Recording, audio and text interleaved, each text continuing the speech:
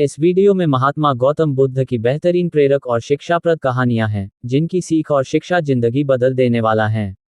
आप इन गौतम बुद्ध की कहानियां को जरा ध्यान से सुनना और उनका जो सार हो उसे ग्रहण करना। दोस्तों, अगर आप इन सभी कहानियों को ध्यान से सुनकर उसे अपने जीवन में उतारते हैं तो आपका जीवन बदलना निश्चित है। हम आशा करते हैं कि आप सभी को नीचे दी हुई गौतम बुद्ध की कहानियां पसंद आएगी और आपके लिए उपयोगी साबित होगी। महात्मा बुद्ध प्रवचन सभा में आकर मौन बैठ गए। शिष्य समुदाय उनके इस मौन के कारण चिंतित हुए कि कहीं वे अस्वस्थ तो नहीं है। आखिर एक शिष्य ने पूछ ही लिया, भंते, आप आज इस तरह मौन क्यों हैं? वे नहीं बोले तो दूसरे शिष्य ने फिर पूछा, गुरुदेव, आप स्वस्थ तो हैं? बुद्ध फिर भी मौन ही बैठे रहे। इतने में बाहर से एक व्यक्ति ने जोर से पूछा, आज आपने मुझे धर्मसभा में आने की अनुमति क्यों नहीं दी? बुद्ध ने कोई उत्तर नहीं दिया और आंखें बंद कर ध्यानमग्न हो गए। वह बाहर खड़ा व्यक्ति और जोर से बोला, मुझे धर्मसभा में क्यों नहीं आने दिया जा रहा है? धर्मसभा में बैठे बुद्ध के शिष्यों में से एक ने उसका समर्थन करते हुए कहा, भंते, उसे धर्मसभा में आने की अनुमति प्रदान कीजिए। महात्मा बुद्ध ने आंखें खोलीं और बोले, नहीं, उसे अनुमति नहीं दी जा सकती है क्योंकि वह अछूत है। अछूत? मगर क्यों? सारे शिष्य सुनकर आश्चर्य में पड़ गए कि भंते ये छुआछूत कब से मानने लग गए। महात्मा बुद्ध ने शिष्य समुदाय के मन के भावों को ताड़ते हुए कहा, हाँ, वह अछूत है। वह आज अपनी पत्नी से लड़कर आया है। क्रोध से जीवन की शांति भंग होती है। क्रोधी व्यक्ति मानसिक हिंसा करता है। इस क्रोध के कारण ही शारीरिक हिंसा होती है। क्रोध करने वाला अछूत होता है क्योंकि उसकी विचार तरंगे दूसरों को भी प्रभावित करती हैं। उसे आज धर्मसभा से बाहर ही रहना चाहिए। उसे वहां खड़े रहकर पश्चाताप की अग्नि में तपकर शुद्ध होना चाहिए। शिष्यगण समझ गए कि अस्पृश्यता क्या है और अछूत कौन है। उस व्यक्ति को भी बहुत पश्चाताप हुआ। उसने कभी भी क्रोध न करने का प्रण लिया। बुद्ध ने उसे धर्मसभा में आने की अनुमति प्रदान की। गौतम बुद्ध किसी उपवन में विश्राम कर रहे थे। तभी बच्चों का एक झुंड आया और पेड़ पर पत्थर मारकर आम गिराने लगा। एक पत्थर बुद्ध के सर पर लगा और उसे खून बहने लगा। बुद्ध की आंखों में आंसू आ गए। बच्चों ने देखा तो भयभीत हो गए। उन्हें लगा कि अब बुद्ध उन्हें भला बुरा कहेंगे। बच्चों ने उनके चरण पकड़ लिए और उनसे क्षमा याचना करने लगे।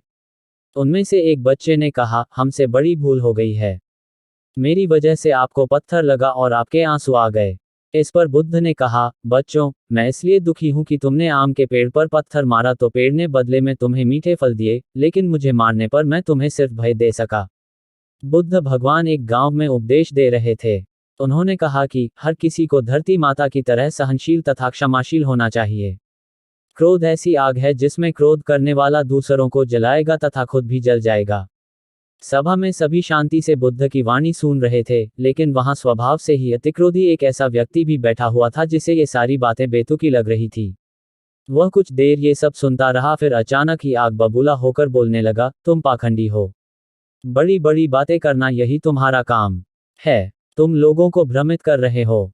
तुम्हारी ये बातें आज के समय में कोई मायने नहीं रखती। ऐसे कई कटु वचनों सुनकर भी बुद्ध शांत रहे। अपनी बातों से ना तो वह दुखी हुए, ना ही कोई प्रतिक्रिया की। ये देखकर वह व्यक्ति और भी क्रोधित हो गया और उसने बुद्ध के मुंह पर थूककर वहां से चला गया। अगले दिन जब उस व्यक्ति का क्रोध शांत हुआ तो उसे अपने बुरे व्यवहार के कारण पछतावे की आग में जलने लगा और वह उन्हें ढूंढते हुए उसी स्थान पर पहुंचा, पर बुद्ध कहाँ मिलते। वह तो अपने शिष्यों के साथ पास वाले एक अन्य गांव निकल चुके थे। व्यक्ति ने बुद्ध के बारे में लोगों से पूछा और ढूंढते ढूंढते जहां बुद्ध प्रवचन दे रहे थे वहां पहुंच गया। उन्हें देखते ही वह उनके चरणों में गिर पड़ा और बोला, मुझे क्षमा कीजिए प्रभु। बुद्ध ने पूछा, कौन हो भाई? तुम्हें क्या हुआ है? क्यों क्षमा मांग रहे हो? उसने कहा, क्या आप भूल गए? मैं वही हूं जिसने कल आपके साथ बहुत बुरा व्यवहार किया था। मैं शर्मिंदा हूं। मैं मेरे दुष्ट आचरण की क्षमायाचना करने आया हूं। भगवान बुद्ध ने प्रेमपूर्वक कहा, बीता हुआ कल तो मैं वही छोड़कर आया गया और तुम अभी भी वही अटके हुए हो।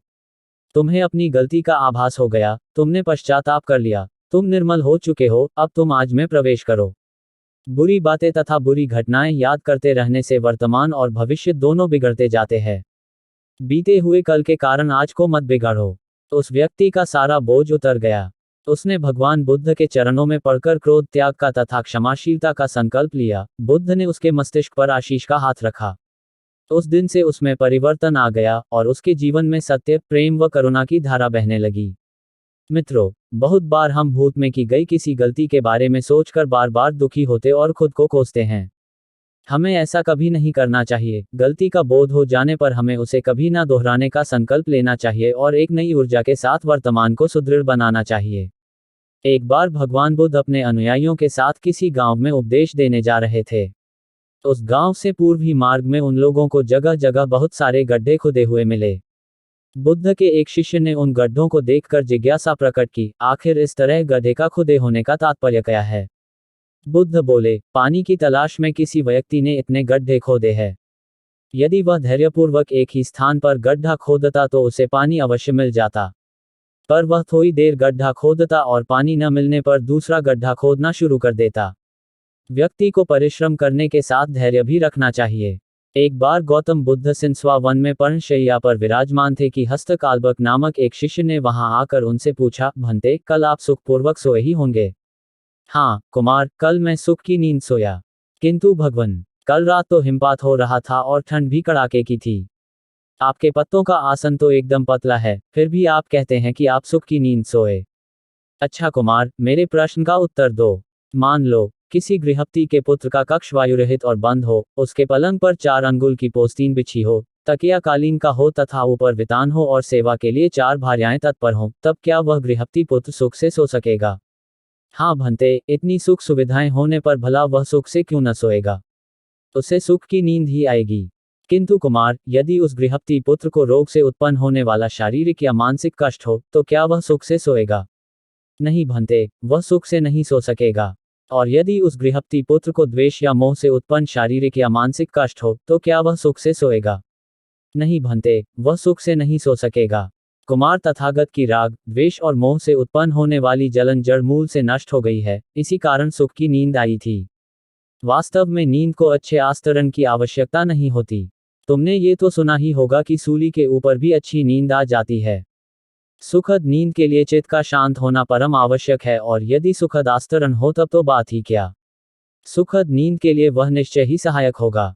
एक बार भगवान बुद्ध भिक्षा के लिए एक किसान के यहाँ पहुंचे। तथागत को भिक्षा के लिए आया देखकर किसान उपेक्षा से बोला, श्रमण, मैं हल जोतता हूँ और तब खाता हूँ, तुम्हें भी हल जोतना और बीज बोना चाहिए और तब खाना खाना चाहिए। बुद्ध ने कहा, महाराज, मैं भी खेती ही करता हूँ। इस पर किसान को जिज्ञासा हुई। बोले, गौतम, मैं न तुम्हारा हल देखता हूँ, ना बैल और नहीं खेती के स्थल। तब आप कैसे कहते हैं कि आप भी खेती ही करते हैं? आप कृपया अपनी खेती के संबंध में समझाएं। बुद्ध ने कहा, महाराज, मेरे पास श्रद्धा का बीज, तपस्या रूपी वर्षा, प्रजा रूपी जोत और हल है। पाप भीरुता का दंड है, विचार रूपी रस्सी है, स्मृति और जागरूकता रूपी हल्की फाल और पेनी है। मैं वचन और कर्म में संयत रहता हूँ। मैं अपनी इस खेती को बेकार घास से मुक्त रखता हूँ और आनंद की फसल काट लेने तक प्रयत्नशील रहने वाला हूँ। अप्रमाद मेरा बैल है, जो बाधाएं देखकर भी पीछे मुंह नहीं मोड़ता है। वह मुझे सीधा शांति धाम तक ले जाता है। इस प्रकार मैं अमृत की खेती करता हूँ। एक बार बुद्ध से मलुक्य पुत्र ने पूछा, भगवान, आपने आज तक ये नहीं बताया कि मृत्यु के उपरांत क्या होता है। तो उसकी बात सुनकर बुद्ध मुस्कुराए। फिर उन्होंने उससे पूछा, पहले मेरी एक बात का जवाब दो। अगर कोई व्यक्ति कहीं जा रहा हो और अचानक कहीं से आकर उसके शरीर में एक विषबुझा बाण घुस जाए तो उसे क्या करना चाहिए? पहले शरीर में घुसे बाण को हटाना ठीक रहेगा या फिर देखना कि बाण किधर से आया है और किसे लक्ष्य कर मारा गया है? मलुक्य पुत्र ने कहा, पहले तो शरीर में घुसे बाण को तुरंत निकालना चाहिए, अन्यथा विष पूरे शरीर में फैल जाएगा। बुद्ध ने कहा, बिल्कुल ठीक कहा तुमने। अब ये बताओ कि पहले इस जीवन के दुखों के निवारण का उपाय किया जाए या मृत्यु की बाद की बातों के बारे में सोचा जाए? मलुक्य पुत्र अब समझ चुका था और उसकी जिज्ञासा शांत हो गई। एक दिन एक व्यक्ति बुद्ध के पास पहुंचा। वह बहुत अधिक तनाव में था। अनेक प्रश्न उसके दिमाग में घूम घूम कर उसे परेशान कर रहे थे, जैसे आत्मा क्या है? आदमी मृत्यु के बाद कहाँ जाता है? सृष्टि का निर्माता कौन है? स्वर्ग नरक की अवधारणा कहाँ तक सच है और ईश्वर है या नहीं? उसे इन प्रश्नों के उत्तर नहीं मिल रहे थे। जब वह बुद्ध के पास पहुंचा तो उसने देखा कि बुद्ध को कई लोग घेर कर बैठे हैं। बुद्ध उन सभी के प्रश्नों व जिज्ञासाओं का समाधान अत्यंत सहज भाव से कर रहे हैं। काफी देर तक ये क्रम चलता रहा, किंतु बुद्ध धैर्यपूर्वक हर एक को संतुष्ट करते रहे। बेचारा व्यक्ति वहां का हाल देखकर परेशान हो गया। उसने सोचा कि इन्हें दुनियादारी के मामलों में पड़ने से क्या लाभ। अपना भगवत भजन करें और बुनियादी समस्याओं से ग्रस्त इन लोगों को भगाएं। किंतु बुद्ध का व्यवहार देखकर तो ऐसा लग रहा था मानो इन लोगों का दुख उनका अपना दुख है। आखिर उस व्यक्ति ने पूछ ही लिया, महाराज आपको इन सांसारिक बातों से क्या लेना देना? बुद्ध बोले, मैं ज्ञानी नहीं हूं और इंसान हूं। वैसे भी वह ज्ञान किस काम का, जो इतना घमंडी और आत्मकेंद्रित हो कि अपने अतिरिक्त दूसरे की चिंता ही न कर सके। ऐसा ज्ञान तो अज्ञान से भी बुरा है। बुद्ध की बातें सुनकर व्यक्ति की उलझन दूर हो गई। उस दिन से उसकी सोच व आचरण दोनों बदल गए। कथा का सार यह है कि ज्ञान तभी सार्थक होता है जब वह लोक कल्याण में संलग्न हो। महात्मा बुद्ध एक गांव में ठहरे हुए थे। वे प्रतिदिन शाम को वहां पर सत्संग करते थे। भक्तों की भीड़ होती थी क्योंकि उनके प्रवचनों से जीवन को सही दिशा बोध प्राप्त होता था। बुद्ध की वाणी में गजब का जादू था। उनके शब्द श्रोता के दिल में उतर जाते थे। एक युवक प्रतिदिन बुद्ध का प्रवचन सुनता था। एक दिन जब प्रवचन समाप्त हो गए तो वह बुद्ध के पास गया और बोला, महाराज, मैं काफी दिनों से आपके प्रवचन सुन रहा हूं, किंतु यहां से जाने के बाद मैं अपने गृहस्थ जीवन में वैसा सदाचरण नहीं कर पाता जैसा यहां से सुनकर जाता हूं। इससे सत्संग के महत्व पर शंका भी होने लगती है। बताए, मैं क्या करूं? बुद्ध ने युवक को बांस की एक टोकरी देते हुए उसमें पानी भरकर लाने के लिए कहा। युवक टोकरी में जल भरने में असफल रहा। बुद्ध ने ये कार्य निरंतर जारी रखने के लिए कहा। युवक प्रतिदिन टोकरी में जल भरने का प्रयास करता किंतु सफल नहीं हो पाता। कुछ दिनों बाद बुद्ध ने उससे पूछा, इतने दिनों से टोकरी में लगातार जल डालने से क्या टोकरी में कोई फर्क नजर आया? उद्धरण चिन्ह। युवक बोला, एक फर्क जरूर नजर आया है। पहले टोकरी के साथ मिट्टी जमा होती थी, अब वह साफ दिखाई देती है। कोई गंदगी नहीं दिखाई देती है और इसके छेद पहले जितने बड़े नहीं रह गए, वे बहुत छोटे हो गए हैं। तब बुद्ध ने उसे समझाया, यदि इसी तरह उसे पानी में निरंतर डालते रहोगे तो कुछ ही दिनों में ये छेद फूलकर बंद हो जाएंगे और टोकरी में पानी भर पाओगे। इसी प्रकार जो निरंतर सत्संग करते हैं, उनका मन एक दिन अवश्य निर्मल हो जाता है, अवगुणों के छिद्र भरने लगते हैं और गुणों का जल भरने लगता है। युवक ने बुद्ध से अपनी समस्या का समाधान पा लिया। निरंतर सत्संग से दुर्जन भी सज्जन हो जाते हैं, क्योंकि महापुरुषों की पवित्र वाणी उनके मानसिक विकारों को दूर कर उनमें सद्विचारों का आलोक प्रसारित कर देती है। एक आदमी को बुद्ध ने सुझाव दिया कि दूर से पानी लाते हो, क्यों नहीं अपने घर के पास एक कुआं खोद लेते? हमेशा के लिए पानी की समस्या से छुटकारा मिल जाएगा। सलाह मानकर उस आदमी ने कुआं खोदना शुरू किया, लेकिन 7-8 फीट खोदने के बाद उसे पानी तो क्या, गीली मिट्टी का भी चिन्ह नहीं मिला। उसने वह जगह छोड़कर दूसरी जगह खुदाई शुरू की, लेकिन 10 फीट खोदने के बाद भी उसमें पानी नहीं निकला। उसने फिर तीसरी जगह कुआं खोदना शुरू किया, लेकिन यहां भी उसे निराशा ही हाथ लगी। इस क्रम में उसने 8-10 फीट के 10 कुएं खोद डाले, लेकिन पानी कहीं नहीं मिला। वह निराश होकर बुद्ध के पास गया। उसने बुद्ध को बताया कि मैंने 10 कुएं खोद डाले, मगर पानी एक में भी नहीं निकला। बुद्ध को आश्चर्य हुआ। वे स्वयं चलकर उस स्थान पर आए जहां उसने 10 गड्ढे खोदे हुए थे। बुद्ध ने उन गड्ढों की गहराई देखी और सारा माजरा समझ गए। फिर वे बोले, 10 कुएं खोदने की बजाय एक कुएं में ही तुम अपना सारा परिश्रम लगाते तो पानी कब का मिल गया होता। तुम सब गड्ढों को बंद कर दो, केवल एक को गहरा करते जाओ, पानी निकल आएगा। उसने बुद्ध की बात मानकर ऐसा ही किया। परिणामस्वरूप कुआं पूर्ण होते ही पानी निकल आया। सबने भगवान बुद्ध की जय जयकार की। धन्ना सेठ के पास 7 पुश्तों के पालन पोषण जितना धन था। उसका व्यापार चारों तरफ फैला हुआ था, किंतु फिर भी उसका मन अशांत रहता था। कभी धन की सुरक्षा की चिंता, तो कभी व्यापारिक प्रतिस्पर्धा में आगे निकलने का तनाव। चिंता और तनाव के कारण वह अस्वस्थ रहने लगा। उसके मित्र ने उसकी गिरती दशा देखी, तो उसे बुद्ध के पास जाने की सलाह दी। सेठ बुद्ध के पास पहुंचा और अपनी समस्या बताई। बुद्ध ने उसे सांत्वना देते हुए कहा, तुम घबराओ मत, तुम्हारा कष्ट अवश्य दूर होगा। बस तुम यहाँ कुछ दिन रहकर ध्यान किया करो। बुद्ध के कहे अनुसार सेठ ने रोज ध्यान करना शुरू कर दिया, किंतु सेठ का मन ध्यान में नहीं लगा। वह जैसे ही ध्यान करने बैठता, उसका मन फिर अपनी दुनिया में चला जाता। उसने बुद्ध को ये बात बताई, किंतु बुद्ध ने कोई उपाय नहीं बताया। थोड़ी देर बाद जब सेठ बुद्ध के साथ वन में सायंकालीन भ्रमण कर रहा था, तो उसके पैर में एक कांटा चुभ गया। वह दर्द के मारे कराहने लगा। बुद्ध ने कहा, बेहतर होगा कि तुम जी कड़ा कर कांटे को निकाल दो, तब इस दर्द से मुक्ति मिल जाएगी। सेठ ने मन कड़ा कर कांटा निकाल दिया। उसे चैन मिल गया। तब बुद्ध ने उसे समझाया, ऐसे ही लोभ, मोह, क्रोध, घमंड व द्वेष के कांटे तुम्हारे मन में गड़े हैं। जब तक अपने मन की संकल्प शक्ति से उन्हें नहीं निकालोगे, अशांत ही रहोगे। सेठ का अज्ञान बुद्ध के इन शब्दों से दूर हो गया और उसने निर्मल हृदय की राह पकड़ ली। अपनी कुप्रवृत्तियों से मुक्ति के लिए संकल्पबद्धता अनिवार्य है। जब तक व्यक्ति दृढ़ निश्चय न कर ले, वह अपनी गलत आदतों से मुक्त नहीं हो सकता। एक युवक ने बुद्ध से आकर कहा, मेरा गांव अशिक्षित है। मैं अपने परिवार से झगड़कर थोड़ा बहुत पढ़ पाया हूँ। आगे और पढ़ना चाहता हूँ, किंतु सभी रोक रहे हैं। घर के लोग सोचते हैं कि खेती में खूब पैसा है और उसके लिए किसी शिक्षा की आवश्यकता नहीं है। यही सोच गांव वालों की भी है। कृपया आप मेरे गांव चलकर वहां शिक्षा का प्रसार करवाए। बुद्ध युवक की बात मानकर गांव आ गए। धर्मभीरू ग्रामीणों ने बुद्ध का सत्कार किया और रोज उनके प्रवचन सुनने आने लगे। बुद्ध जब भी शिक्षा का महत्व बताते, ग्रामीण विरोधी मत रखते।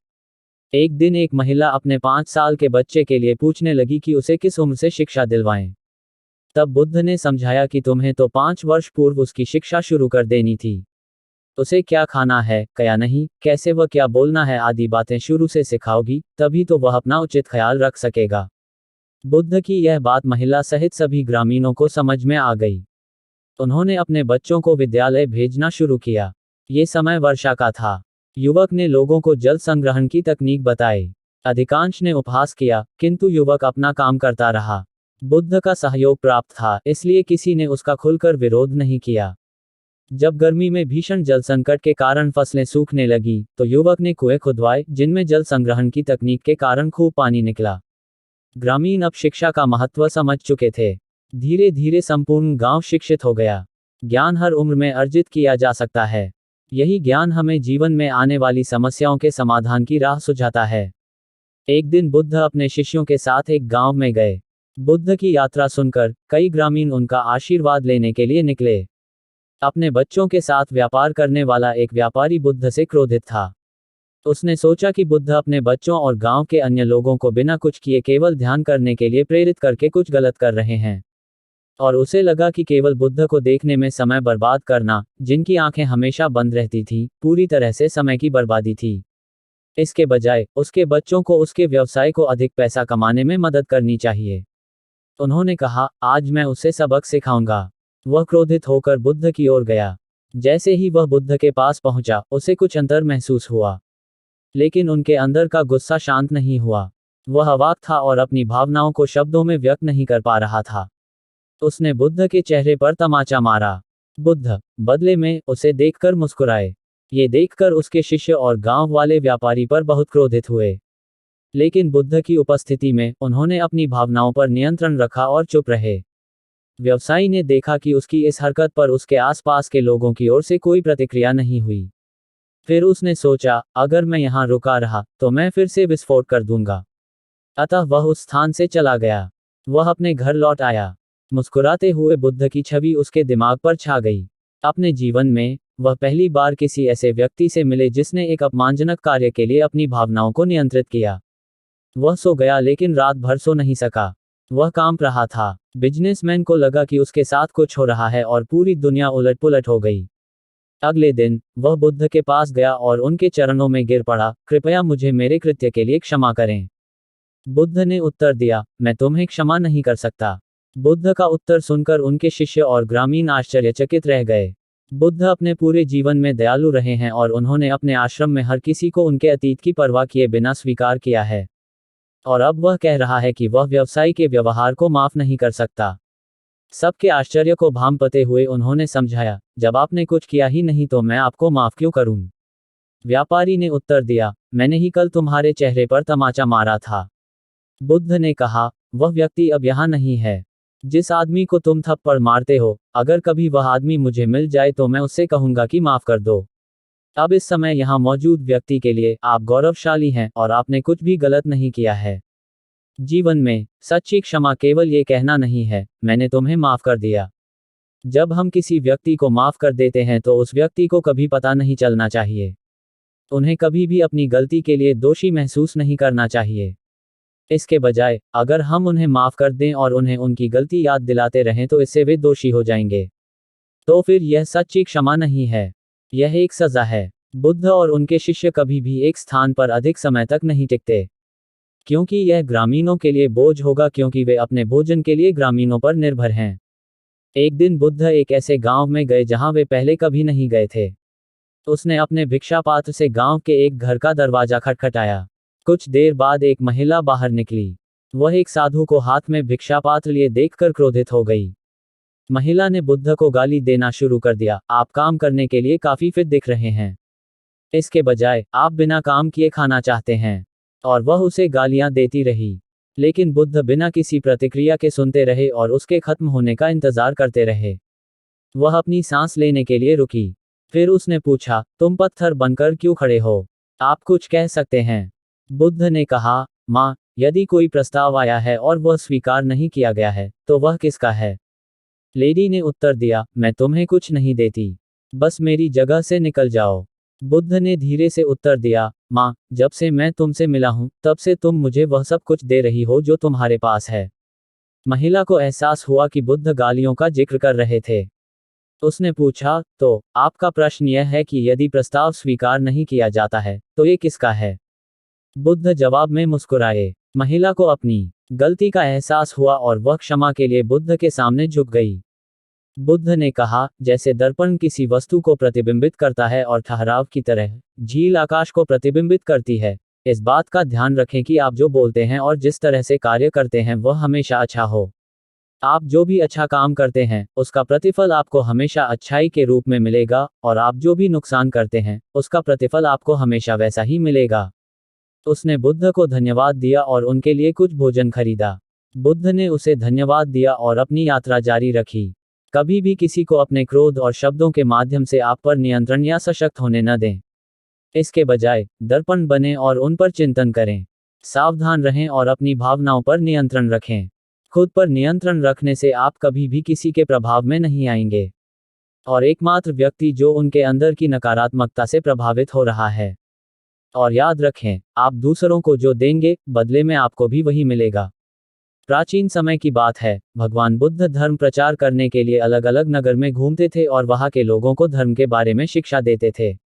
एक बार भगवान बुद्ध ऐसे नगर में पहुंचे जहां उनको डोंगी समझा जाता था। वहां के लोग भगवान बुद्ध को धर्मभ्रष्ट करने वाला व्यक्ति समझते। सभी नगर के लोगों के मन में धारणा थी कि यह व्यक्ति धर्मभ्रष्ट करता है, इसलिए वहां के लोग भगवान बुद्ध को अपना दुश्मन मानते थे। जब भगवान बुद्ध उस नगर में पहुंचे तो वहां के लोग उनको भला बुरा कहने लगे, गलत शब्दों का इस्तेमाल करने लगे, बुद्ध को बद्दुआएं देने लगे। प्राचीन समय की बात है, भगवान बुद्ध धर्म प्रचार करने के लिए अलग अलग नगर में घूमते थे और वहां के लोगों को धर्म के बारे में शिक्षा देते थे। एक बार भगवान बुद्ध ऐसे नगर में पहुंचे जहां उनको डोंगी समझा जाता था। वहां के लोग भगवान बुद्ध को धर्मभ्रष्ट करने वाला व्यक्ति समझते। सभी नगर के लोगों के मन में धारणा थी कि यह व्यक्ति धर्म भ्रष्ट करता है, इसलिए वहां के लोग भगवान बुद्ध को अपना दुश्मन मानते थे। जब भगवान बुद्ध उस नगर में पहुंचे तो वहां के लोग उनको भला बुरा कहने लगे, गलत शब्दों का इस्तेमाल करने लगे, बुद्ध को बद्दुआएं देने लगे। भगवान बुद्ध सभी लोगों के अपशब्द को बड़े ध्यान से सुन रहे और बिल्कुल शांत लग रहे थे, मानो ऐसा लग रहा था कि बुद्ध की बातों पर उनका कोई असर नहीं पड़ रहा है। लेकिन उस नगर के लोग बोल बोल थक गए तो अपने आप चुप हो गए। तब महात्मा बुद्ध बोले, क्षमा चाहता हूँ, अगर आपकी बातें पूरी हो गई है तो मैं बोलूं।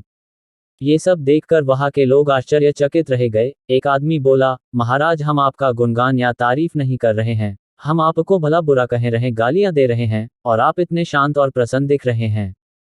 क्या आपके ऊपर इसका कोई असर नहीं पड़ता? तब भगवान बुद्ध बोले, आप गालियां दे रहे हैं या आप शब्द बोल रहे हैं, इन सभी शब्दों को मैं स्वीकार नहीं कर रहा हूं। जब तक मैं किसी बात को स्वीकार ही नहीं करता हूं तो इसका मुझ पर कोई असर नहीं पड़ता है। और भगवान बुद्ध बोले, जब मैं इन गालियों या अपशब्द को स्वीकार ही नहीं करता हूं तो ये कहाँ रह जाएगी, आपके पास ही रहेगी। एक समय की बात है, जब भगवान बुद्ध एक गांव में धर्म सभा को संबोधित कर रहे थे। कहीं दूर दूर से लोग अपनी परेशानियों को लेकर भगवान बुद्ध के पास आते हैं। लोग भगवान बुद्ध के पास परेशान होकर आते हैं और जाते समय उनके चेहरे पर मुस्कान बनी रहती है, क्योंकि भगवान बुद्ध सभी लोगों की समस्याओं का हल निकाल देते हैं। वही उसी गांव के पास एक गरीब और निर्धन व्यक्ति रहता था, जो देखता है कि भगवान बुद्ध के पास जितने भी लोग आते हैं, आते समय तो उनके चेहरे पर परेशानियों के बादल रहते हैं, लेकिन जब वह वहां से निकलते हैं तो उनके चेहरे पर मुस्कान बनी रहती है। वह व्यक्ति सोचता है कि मैं भी इतना गरीब हूं तो क्यों नहीं मेरी समस्या भी भगवान बुद्ध के सामने रखे, उनको अपनी समस्या बताएं ताकि मेरी समस्या का हल हो और मेरी गरीबी दूर हो। ये सोच वह गरीब व्यक्ति भगवान बुद्ध के पास जाता है। वह व्यक्ति जाता है और देखता है कि वहां पर लोगों की लाइन लगी हुई है। वह अपनी बारी आने का इंतजार करता है। जैसे ही उस व्यक्ति की बारी आती है, वह व्यक्ति भगवान बुद्ध के सामने हाथ जोड़कर खड़ा हो जाता है और अपनी बात कहने लगता है। वह व्यक्ति भगवान बुद्ध के सम्मुख खड़ा होकर भगवान बुद्ध से कहता है, महात्मा, इस नगर में सभी लोग खुशी है, सभी के पास धन संपदा है, मैं ही गरीब और दुखी इंसान क्यों हूं? इस बात पर भगवान बुद्ध मुस्करा कर कहते हैं, तुम इसलिए गरीब हो कि तुम किसी को कुछ देते नहीं हो। इस बात पर वह व्यक्ति कहता है, महात्मा, मेरे पास देने को कुछ नहीं है, मैं खुद एक निर्धन व्यक्ति हूँ, मैं भीख मांगकर अपना गुजारा करता हूँ, मेरे पास देने को कुछ नहीं है, भला मैं किसी को क्या दे सकता हूँ? भगवान बुद्ध कहते हैं, कौन कहता है तेरे पास देने को कुछ नहीं है? ईश्वर ने तुम्हें जुबान दी है, किसी को दो मीठे बोल दे सकते हैं, किसी के तारीफ कर सकते हैं। ईश्वर तुझे दिमाग दिया है, किसी को अच्छे सुझाव दे सकता है, दो हाथ दिए हैं, किसी की मदद कर सकता है। क्यों अपने आप को निर्धन समझता है? यही कारण है कि तू आज तक गरीब और दुखी है, क्योंकि तू सोचता है मेरे पास देने को कुछ नहीं है और अपने आप को गरीब और दुखी मानता है। भगवान बुद्ध कहते हैं, जो व्यक्ति अपने आप को निर्धन और गरीब मानता है, वह जीवन में कभी भी खुश नहीं हो सकता है।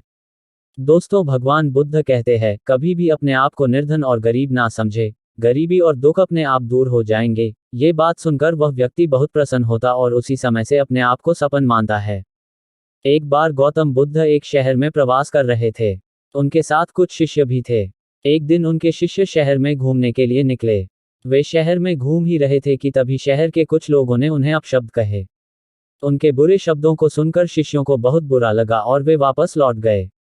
बुद्ध ने देखा कि शहर से लौटकर आए उनके सभी शिष्य बहुत क्रोध में दिखाई दे रहे हैं। उन्होंने शिष्यों से पूछा, क्या बात है, आप इतने तनाव में क्यों हैं? तभी एक शिष्य क्रोध में बोला, हमें यहाँ से तुरंत चलना चाहिए। जब हम बाहर शहर में घूमने गए थे तो यहाँ के लोगों ने बिना वजह हमें बहुत बुरा भला कहा। जिस जगह हमारा सम्मान नहीं हो, वहाँ हमें नहीं रहना चाहिए। बुद्ध ने कहा, क्या किसी और जगह तुम अच्छे व्यवहार की अपेक्षा रखते हो? दूसरे शिष्य ने कहा, इस शहर से तो अच्छे लोग ही होंगे। तब गौतम बुद्ध बोले, किसी जगह को सिर्फ इसलिए छोड़ देना ठीक नहीं कि वहाँ के लोग बुरा व्यवहार करते हैं। हमें तो कुछ ऐसा करना चाहिए कि जिस स्थान पर भी जाएं, उस स्थान को तब तक नहीं छोड़ें जब तक अपनी अच्छाइयों से वहाँ के लोगों को सुधार न दें। हम जिस भी स्थान पर जाएं, वहाँ के लोगों का कुछ न कुछ भला करके ही वापस लौटें। बुद्ध ने कहा, जिस प्रकार युद्ध में बढ़ता हुआ हाथी चारों तरफ के तीर सहते हुए भी आगे बढ़ता जाता है, ठीक उसी तरह उत्तम व्यक्ति भी दूसरों के अपशब्दों को सहते हुए अच्छे कार्य करता रहता है। खुद को वश में करने वाले प्राणी से उत्तम कोई और नहीं हो सकता। बुद्ध की बात शिष्यों को अच्छी तरह से समझ में आ गई और उन्होंने वहां से जाने का इरादा त्याग दिया। एक दिन सिद्धार्थ ने अपने सारथी छंदक को नगर भ्रमण के लिए चलने को कहा। छंदक ने तुरंत राजकुमार के प्रिय घोड़े कंथक को तैयार किया। उस पर राजकुमार को सवार कराकर वह नगर भ्रमण के लिए चल पड़ा। राजा शुद्धोधन ने ऐसा प्रबंध कराया था कि राजकुमार को मार्ग में कोई करुणाजनक दृश्य दिखाई न दे, ताकि उसके मन में विरक्ति की भावना उत्पन्न न हो। जिस मार्ग से उन्हें जाना था उसे स्वच्छ करके सजाया गया था। उस मार्ग पर दोनों ओर सुंदर सुंदर लड़के लड़कियां खड़े थे। जब सिद्धार्थ उनके पास से गुजरते तो वे उन पर फूल बरसाते। कहीं दुख या कष्ट का नाम भी दिखाई नहीं दे रहा था। राजकुमार सिद्धार्थ भी उस समय प्रसन्न दिखाई दे रहे थे। एकाएक उनकी दृष्टि कहीं दूर उठ गई। एक झुकी हुई कमर वाला वृद्ध व्यक्ति उन्हीं की ओर चला आ रहा था। उसका मुंह झुर्रियों से भरा हुआ था, आंखें अंदर को धंसी हुई थी, हाथ पैर कांप रहे थे। वह लाठी का सहारा लेकर बड़ी मुश्किल से चल पा रहा था। जरा उधर देखो, छंदक सिद्धार्थ ने उस वृद्ध की ओर संकेत करते हुए कहा, उस आदमी की ओर जिसकी कमर झुकी हुई है। मुझे बताओ कि उसे क्या हो गया है? वह इतना असुंदर क्यों है? वह ठीक से चल क्यों नहीं पा रहा? राजकुमार, छंदक ने उत्तर दिया, वह व्यक्ति बूढ़ा हो गया है। उसकी आयु अधिक हो गई है। अधिक आयु हो जाने पर व्यक्ति ऐसा ही हो जाता है। तो क्या आयु अधिक हो जाने पर मैं और यशोधरा भी ऐसे ही हो जाएंगे? सिद्धार्थ ने चिंतित स्वर में पूछा, हम भी बूढ़े हो जाएंगे, हम भी असुंदर हो जाएंगे, हम भी ठीक से नहीं चल पाएंगे। सच यही है राजकुमार, छंदक ने उत्तर दिया, ऐसा सभी के साथ होता है। बूढ़ा हो जाने पर मनुष्य की यही दशा होती है। शरीर इसी प्रकार कमजोर और असुंदर हो जाता है। सिद्धार्थ की सारी प्रसन्नता छूमंतर हो गई। उन्होंने छंदक को महल लौट चलने की आज्ञा दी। जब सिद्धार्थ अपने महल पहुंचे तो उन्होंने यशोधरा को अपनी प्रतीक्षा करते हुए पाया। उन्हें उदास देखकर यशोधरा ने पूछा, क्या बात है स्वामी, क्या आप थक गए हैं? नहीं यशोधरा, सिद्धार्थ ने एक लंबी सांस लेकर उत्तर दिया, मैं थका हुआ नहीं हूँ। बात यह है कि आज मैंने एक ऐसे व्यक्ति को देखा जो बहुत कमजोर था। उसका पूरा शरीर कांप रहा था, उसकी आंखें झुकी हुई थी और वह सुंदर हो गया था। छंदक कहता है, वह बूढ़ हो चुका है। बूढ़ा हो जाने पर ऐसा ही होता है। ये देखकर मेरा मन उदास हो गया। इस प्रकार तो मेरी दशा भी आगे चलकर ऐसी ही हो जाएगी। आप व्यर्थ ही दुखी हो रहे हैं। यशोधरा ने कहा, छोड़िए इस बात को, आप अपने मनोरंजन कक्ष में जाइए, पिताजी ने आपके मनोरंजन के लिए खास नर्तकी और गायिका को बुलाया है। आप वहां जाकर मनोरंजन कीजिए, आपकी सारी उदासी दूर हो जाएगी। यशोधरा की बात मानकर सिद्धार्थ मनोरंजन कक्ष में चले गए। वहां नर्तकी और गायिका ने अपनी कला का भरपूर प्रदर्शन किया। उन्होंने सिद्धार्थ की उदासी को दूर करने का पूरा प्रयास किया, लेकिन सिद्धार्थ की उदासी दूर न हुई।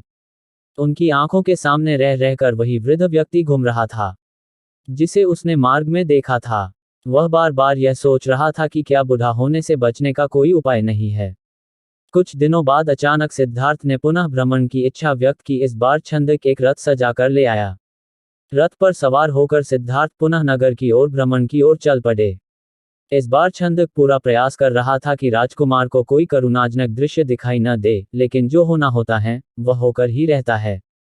मार्ग में सिद्धार्थ को एक रोगी व्यक्ति दिखाई दिया। वह रोग के कारण कराह रहा था। सिद्धार्थ ने तत्काल रथ रुकवाया और छंदक से पूछा, इसे क्या हो गया है? यह इस प्रकार कराह क्यों रहा है? राजकुमार, छंदक ने उत्तर दिया, इसे रोग ने घेर रखा है। ये रोग के कष्ट को सहन नहीं कर पा रहा, इसी कारण कराह रहा है। परंतु इसे रोग ने क्यों घेर लिया? सिद्धार्थ ने आश्चर्य से पूछा।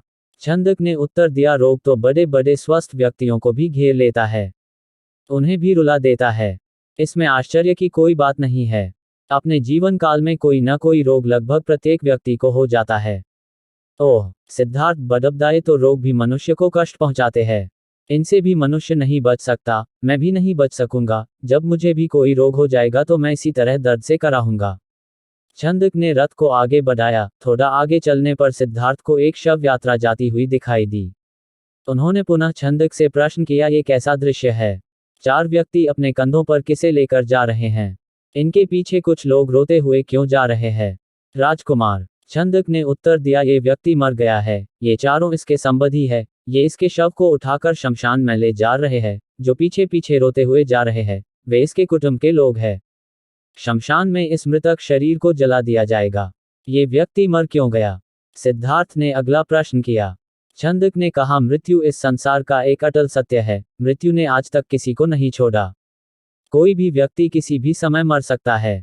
ये सुनकर सिद्धार्थ का दिमाग घूम गया। वह ठंडी सांस लेकर सोचने लगे, क्या इसी को जीवन कहते हैं, जिसमें मनुष्य को तरह तरह के रोग घेर लेते हैं, जिसमें कभी भी मृत्यु का आगमन हो सकता है। मनुष्य जब बूढ़ा हो जाता है तो वह दुर्बल और असहाय हो जाता है, उसके शरीर को जलाकर भस्म कर दिया जाता है। क्या जीवन के इन भयानक दुखों से छुटकारा नहीं मिल सकता? इसका कोई तो उपाय होगा। सिद्धार्थ मन ही मन ऐसा सोच रहे थे कि तभी उन्हें एक सन्यासी दिखाई दिया। उसने भगवा वेश धारण कर रखा था। साधना और तपस्या के कारण उसका मुखमंडल चमक रहा था। उसके होंठ मुस्कुरा रहे थे। सिद्धार्थ को वह संसार का सबसे प्रसन्न व्यक्ति दिखाई दिया। उन्होंने पूछा, छंदक के स्वस्थ और तेजस्वी व्यक्ति कौन है? छंदक ने उत्तर दिया, यह एक सन्यासी है। इसने संसार के सभी सुख त्याग रखे हैं। इसने संयम द्वारा अपनी इंद्रियों को वश में कर रखा है। यह अपने ईश्वर की तपस्या साधना करता है, इसलिए ये स्वस्थ, निरोग व सुंदर है। तपस्या के कारण ही इसका मुखमंडल चमक रहा है। सिद्धार्थ को जैसे अपने सभी प्रश्नों के उत्तर मिल गए। वह एकदम शांत हो गए। उस सन्यासी के दर्शन मात्र से ही उसके मन का सारा क्लेश दूर हो गया। उसने मन ही मन सोचा, रोग, बुढ़ापा तथा जन्म मरण के कष्ट से छुटकारा पाने का उपाय संयम, त्याग तथा तपस्या है। जीवन का सार सत्य की खोज करना है। संसार के सभी सुख नकली है। मैं अब इन झूठे सुखों में नहीं फंसूंगा। मैं उस तेजस्वी सन्यासी की तरह बनूंगा। रथ अपने पूरे वेग से दौड़ता रहा और उससे भी अधिक वेग से दौड़ता रहा सिद्धार्थ का मन। उसे बार बार उस सन्यासी का ध्यान आता था। उनके मन में विरक्ति की भावना बती ही जा रही थी।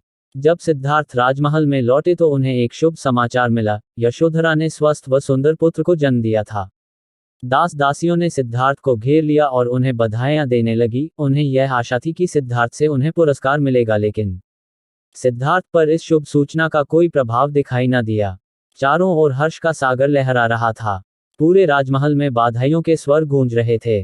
वहां राजा शुद्धोधन व रानी प्रजावती तो प्रसन्नता से पागल हुए जा रहे थे। वे बधाई देने वाले को मुंह मांगा पुरस्कार दे रहे थे। कपिलवस्तु में नए राजकुमार के जन्म लेने के उपलक्ष्य में नाच गाने व उत्सव होने लगे। लेकिन सिद्धार्थ को उनमें कोई रुचि न थी। वह उदास अपने भवन में घूम रहे थे। उनके मन में संघर्ष चल रहा था। वे किसी भी उत्सव में सम्मिलित नहीं हुए। अपने नवजात पुत्र से भी मिलकर सिद्धार्थ को प्रसन्नता न हुई। उनका मन सब कुछ त्याग कर शांति व सत्य की खोज करना चाहता था। एक रात आषाढ़ की पूर्णिमा का चंद्रमा पृथ्वी पर अपनी शीतल चांदनी बिखेर रहा था। राजभवन में यशोधरा अपने पुत्र को छाती से लिपटाए सुख की निद्रा सो रही थी। दासियां भी अपना कार्य समाप्त करके गहरी निद्रा का आनंद ले रही थी। सिद्धार्थ अपने बिस्तर से एकाएक उठ खड़े हुए और भवन से बाहर चले गए। भवन से बाहर निकलकर वह सहसा ठिठके। उनके मन में एक बार यशोधरा व राहुल को देखने की इच्छा उत्पन्न हुई। वह वापस जाने के लिए मुड़े, परंतु जिस प्रकार कोई सर्प अपनी केंचुली का उतार कर उसकी ओर नहीं देखता, वैसे ही सिद्धार्थ ने भी अपने मोह को एक ही झटके से त्याग दिया। धीरे धीरे चलते हुए सिद्धार्थ वहां जा पहुंचे जहां उनका सारथी छंदक सो रहा था। सिद्धार्थ ने उसे जगाया। छंदक ने चौंक कर अपनी आंखें खोली व निकट बंधे कंथक घोड़े ने भी हिनहिनाकर सिद्धार्थ की ओर देखा। राजकुमार, छंदक ने नम्रता से आश्चर्य से कहा, आप और यहाँ, वह भी रात के इस समय, सब कुछ ठीक तो है न? छंदक, सिद्धार्थ ने आदेश दिया, तुरंत रथ तैयार करो, मैं इसी समय राजभवन से बाहर जाना चाहता हूँ। छंदक ने ध्यानपूर्वक सिद्धार्थ की ओर देखा। वह कुछ पूछना चाहता था परंतु पूछने का साहस न कर सका। रथ को तैयार करके वह सिद्धार्थ के निकट ले आया। सिद्धार्थ रथ पर सवार हुए तथा छंदक को नगर से बाहर वन की ओर चलने के लिए कहा। चारों ओर गहरा अंधकार था। वहां सन्नाटा छाया हुआ था।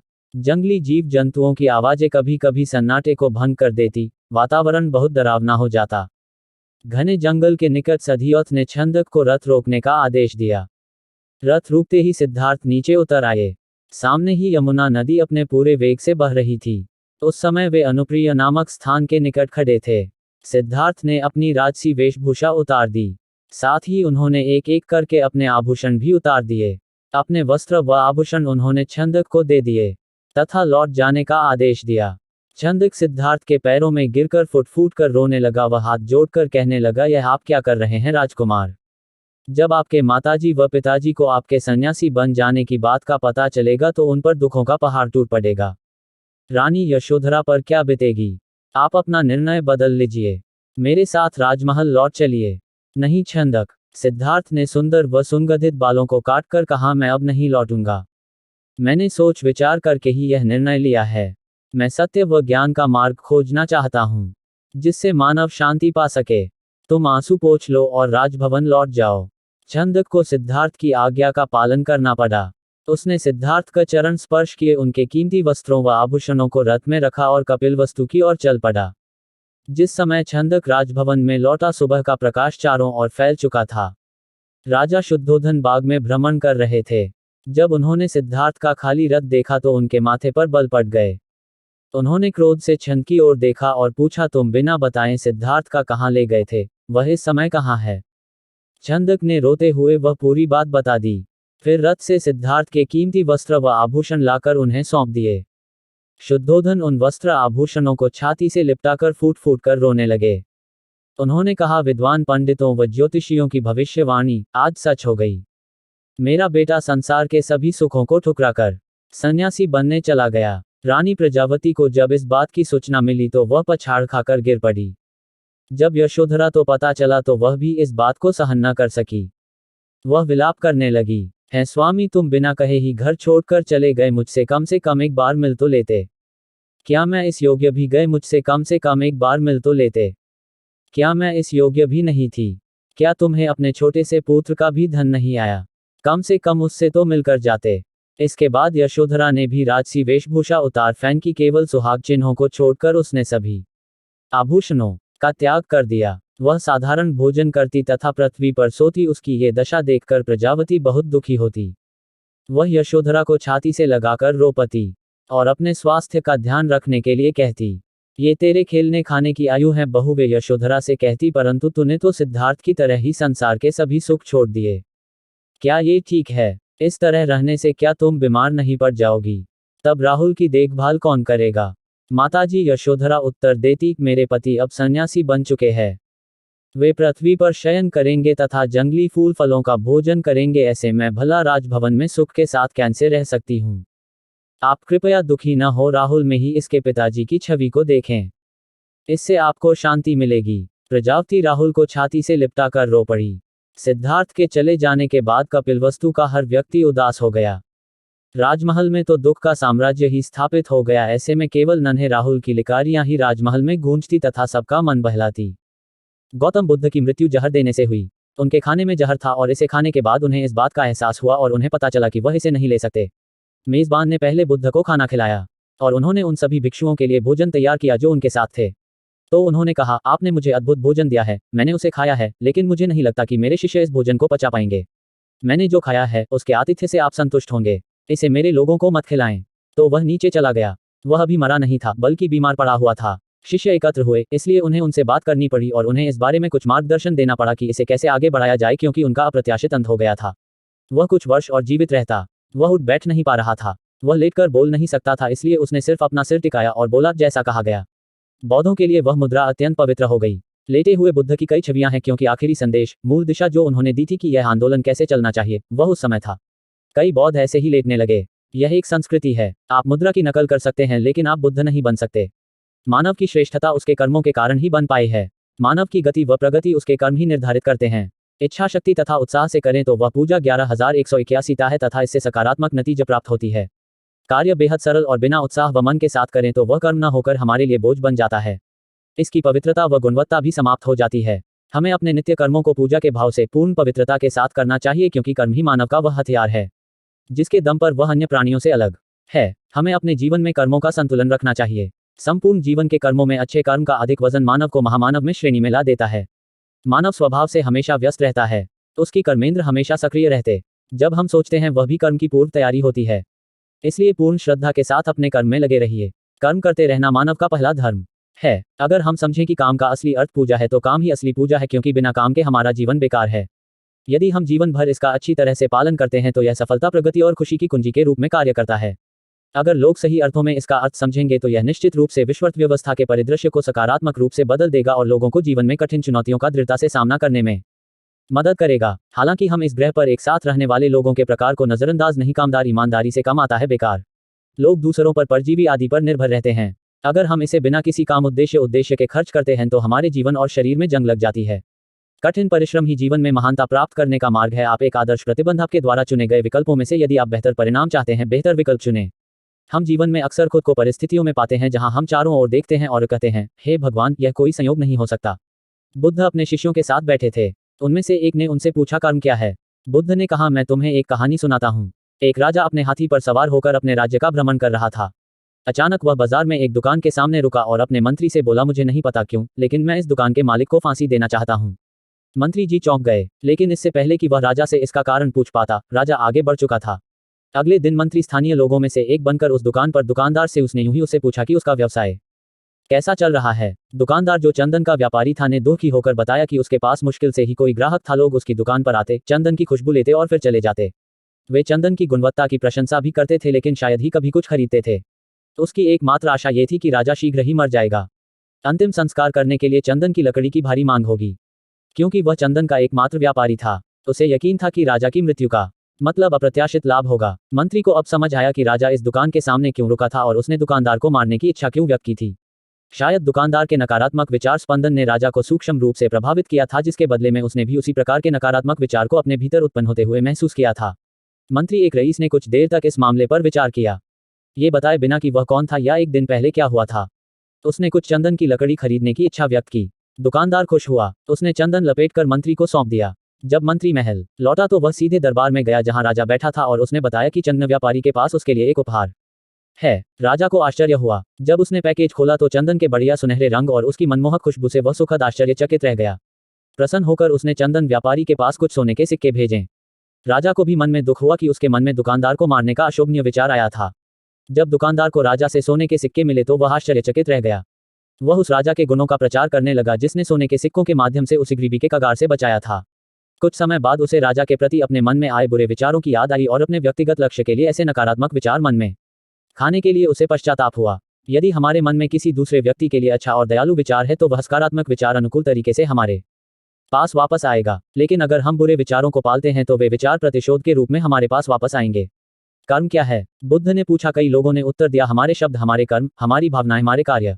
बुद्ध ने सिर हिलाकर कहा, आपके विचार ही आपके कर्म है। खाता शून्य करने का तरीका है निष्काम कर। इसमें हम कर्म तो करते हैं लेकिन उनका फल नहीं बनता क्योंकि वे कर्मासक्ति और अहंकार के बिना परमात्मा का ध्यान रखते हुए निस्वार्थ भाव से किए जाते हैं। असलियत में हमारे अंदर चित्त नाम का एक सॉफ्टवेयर है जिसका काम है कर्म के हिसाब से फल देना। लेकिन इसकी खूबी है कि कर्म करने के बाद पता नहीं लगता कि इसका फल कब मिलेगा। कई बार फल तुरंत और कई बार कुछ समय बाद और कई बार अनुमान भी नहीं लगा सकते कि जो कर्म आज किया है उसका फल कब मिलेगा। वैसे भी पता नहीं जो फल हम आज भोग रहे हैं वह ना जाने पिछले किस जन्म का। देखा जाए तो शरीर में चित्र का कोई तय स्थान नहीं बल्कि कर्म के फल हमारी ऊर्जा में निकटे होते रहते हैं। जानिए, विजयादशमी पर रावण दहन और शमी पूजन का महत्व। कोई भी कर्म तब तक फल नहीं देता जब तक उसका फल किस प्रकार आएगा ये तय ना हो जाए। इसीलिए कर्मफल के समय को जान पाना मुश्किल होता है। यही कारण है कि हम इस जन्म में किए गए कर्मों के फल सिर्फ इसी जन्म में नहीं अगले जन्म में भी भोगते हैं।